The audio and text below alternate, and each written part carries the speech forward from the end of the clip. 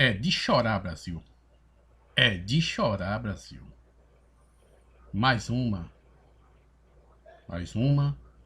da nossa Suprema Corte, com todo respeito aos julgadores. Mais um corrupto que se safa das garras da justiça.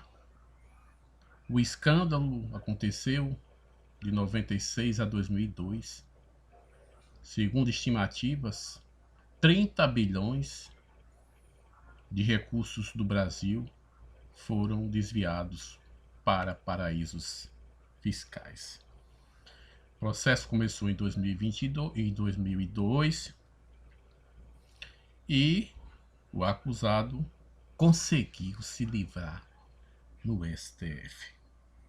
A justificativa do habeas corpus número 144615 de 2017. Isso significa dizer que após 15 anos, enfim, chegou no STF.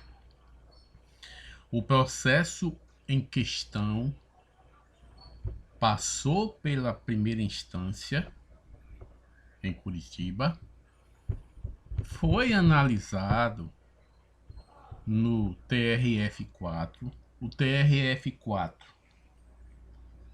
não reconheceu o recurso da parte, salientou e aplicou o artigo 156 do Código de Processo Penal.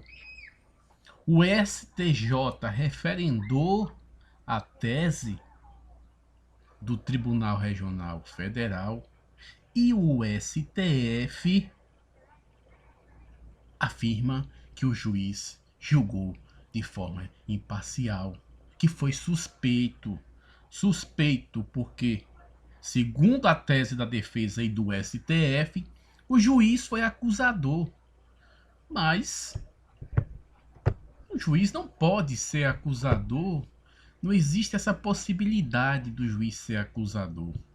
E no processo não tem o juiz acusador.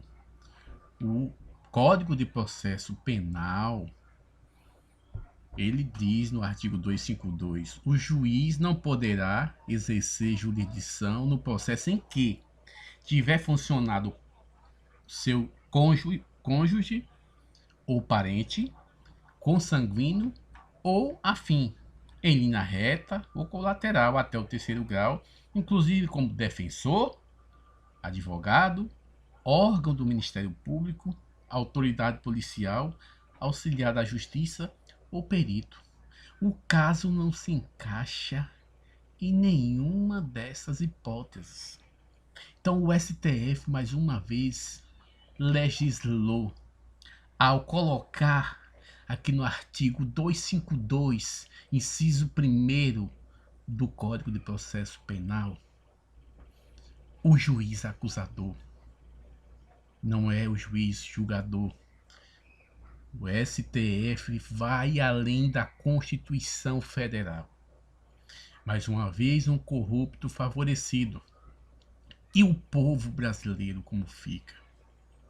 Motivo de chacota, motivo de piada. Filme. O Mecanismo da Netflix fala sobre o Banestado. E de 2002 até 2020 ainda não julgou. A quinta instância, o STF, foi julgar em 2020 e ainda solta aí o prejuízo para o erário. Quem pagará por isso? Quanto custou todo o aparato policial da Polícia Federal para investigar o escândalo do Banestado? Quanto se gastou com a acusação do Ministério Público Federal? Quanto se gastou com a primeira instância do julgamento? A segunda instância, o TRF4. O STJ e agora o STF de 712 milhões comete algo inadequado. Julga sem ser com base na Constituição. Cria regras onde não tem no Código de Processo Penal. E o Código de Processo Penal, ele é cristalino quando fala disso, de impedimento ou suspeição.